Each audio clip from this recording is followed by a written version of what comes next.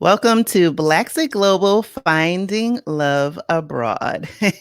And I am so excited to have somebody you guys are already familiar with if you've heard her episode from season 2, Tameika Gentles. She is a fitness extraordinaire. She is building an empire and a digital nomad and a wonderful, wonderful human being. I am so excited she is joining me today from Germany. And Mhm. we are going to talk about finding love abroad. Let's so, do it. so Tamika, you have an incredible story. Like I said, for people who haven't heard the full story, you can listen to that episode of the Blaxit Global podcast. On this, though, you did tease it a bit where you talked about your journey to finding love. And so, to be frank, I am now getting closer to my Blaxit. I've been single for 11 years. I was previously married. I'm divorced. And I'm looking at the potential opportunities that could await abroad, including finding love. So, since you lucked up on that, I really want to have a dialogue and find out all about it. All righty. Where do I start? All right. So, in the episode, for example, you had shared that you met your love, Eddy, when you were abroad. So, how did that happen? Yeah, so I had been abroad for about 2 years. And I was single. I think I had been single in total for about 3 years at that point. But I also had been married and divorced. And then after that, was dating somebody for a couple years. And then after that, decided that that person was definitely a rebound. And that's when I did my own Blaxit, left to travel the world and was like single and just exploring. So 3 years into that journey, I was on one of my countries because I basically made it my mission to live in a new country every month.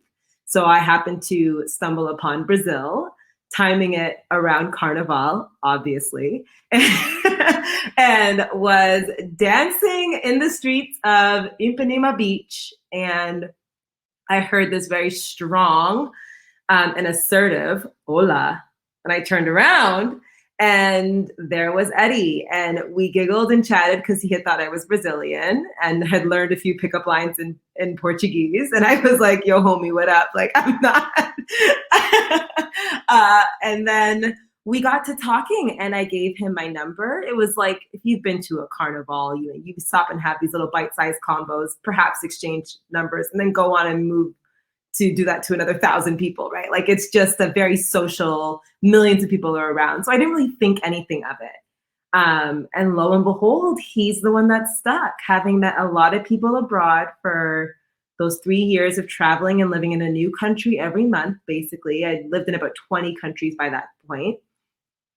Yeah, I fell in love. We texted every day. He was from Germany. He is actually Russian German, but born in Kazakhstan. So very interesting stories. That just intrigued me as a traveler, like put the pieces together for me. And we started just texting every day. And after about 6 months of texting, we're like, okay, we got to meet up. And then we met up. I went to Germany. And since then, we had been traveling back and forth to see each other. And I would say for the last years, when we made things very serious. And now I spend a lot of my time here based in Europe. And we're now exploring life together, like full time, long term, and what settling down would look like, and potentially, you know, ending my nomadic cycle and settling down to have a family. So we're in those discussions now. It's very exciting. Wow, that is so exciting. So there's a lot to unpack there.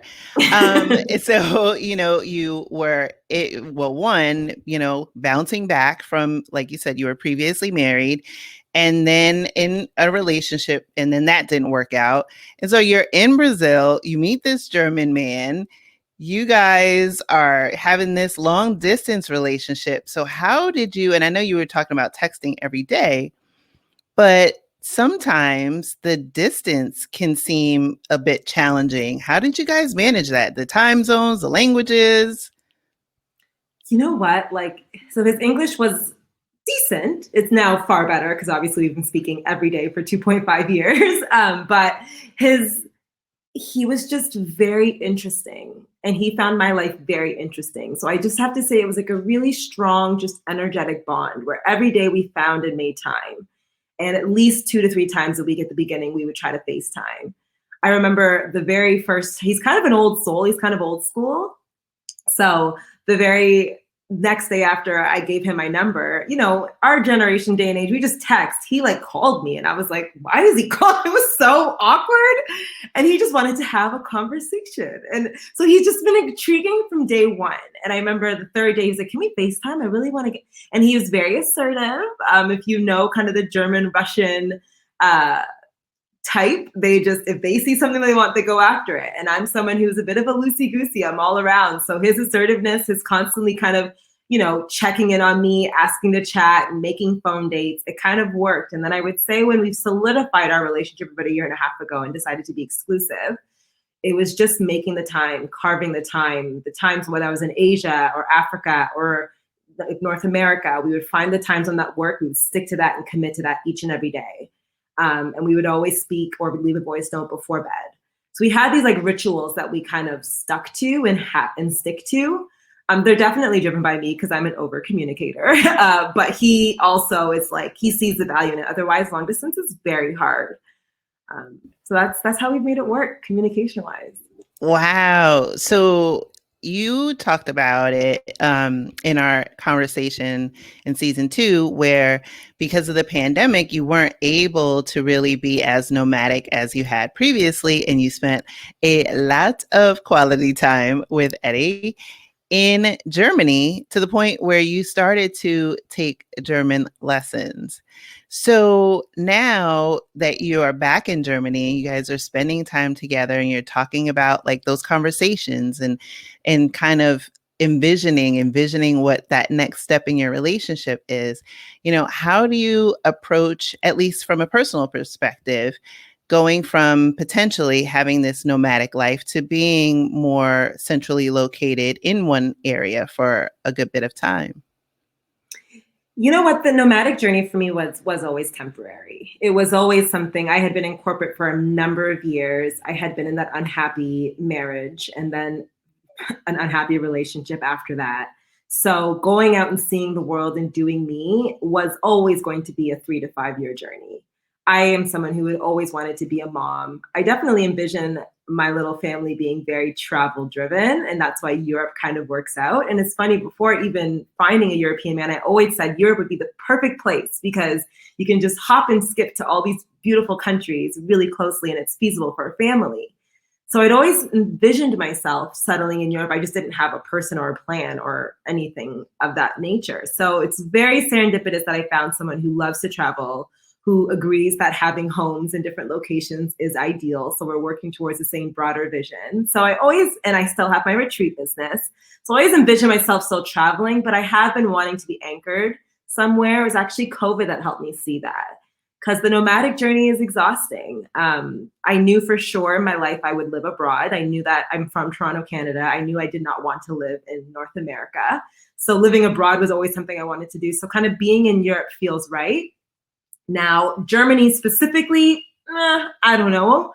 We're here for the next 3 to 5 years for sure, at least, once I'm able to settle here, because Eddy is very career driven and I want to respect that. And I actually kind of need a bit of a break from all of the travel. But then I have bigger visions to live somewhere warm and on an island and settle life there. So that's kind of when we talk about life together, we have it in like little segments and stages. And stage 2 is definitely somewhere warm, and that's the forever home. Yeah, and I am there with you. It's Stephanie Perry, who's been on the podcast. She talks about boycott winter. And I'm like, yeah, I'm all for that because I'm not a fan of the cold as well. But I know a special place for you is Bali. You Yeah. recently spent time there. Is that potentially one of the places? And maybe not a forever home, but maybe somewhere in that traveler's journey that you guys are visioning? No, Bali will always be a regular destination I visit. It does not feel like a forever home for a number of Mm, reasons. I think a lot of it is just the distance. I'm yeah. very close to my family, and Being away from them over these years has been okay. But now that I think about having a family and stuff, I really want to be able to pop to Canada multiple times, pop to Jamaica multiple times. And that's just not feasible or realistic for me living in Asia. So Asia is out of the picture as a forever home. Europe definitely is. There's some beautiful islands in Europe where you still have the seasons, but the winter is like way more manageable to the point where you're just wearing like a light sweater and going for a hike. So we're kind of exploring some of the beautiful islands in Europe. Like I love Mallorca. I just got back from Mallorca, Spain, and I was like, okay, started looking up real estate in Mallorca. I always envisioned having a home in Jamaica. It's where my family originates from. So I envision kind of a home in Germany, a home in Canada, a home in Mallorca, and a home in Jamaica. And I just dream big, and that's how I'm going to make it happen. That's right. Live life without limits. I love that. Exactly. I love that. So, for someone who is listening or watching this and they're open to finding love, what advice would you give?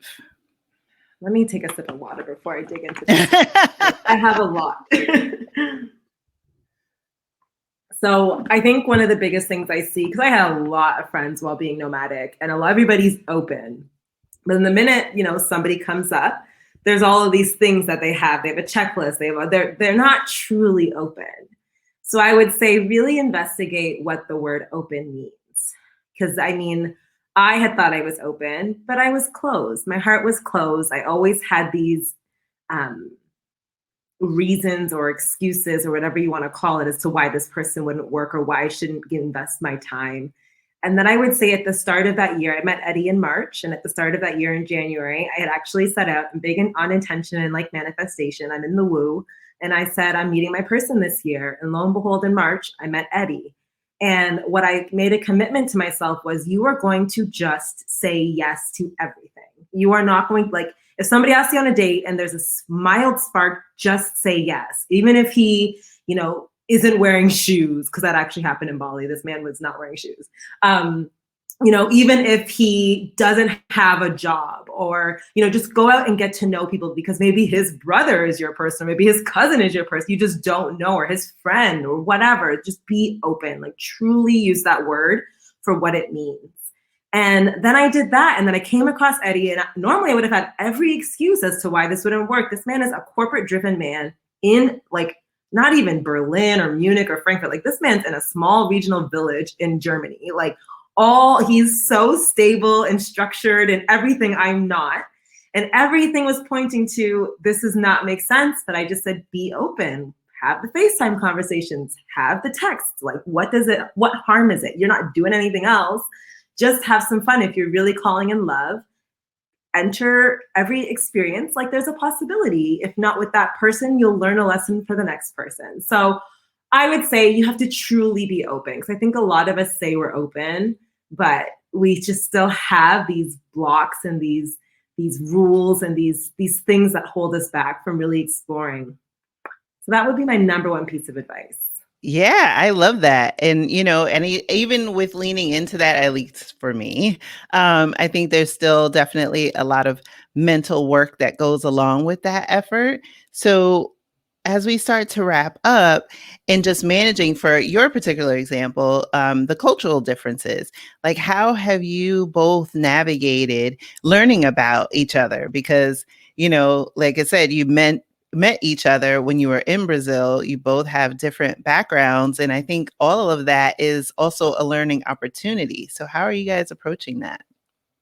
You know what? So full disclosure, I never dated. I dated outside of my race, but I'd never seriously called anybody my partner outside of my race.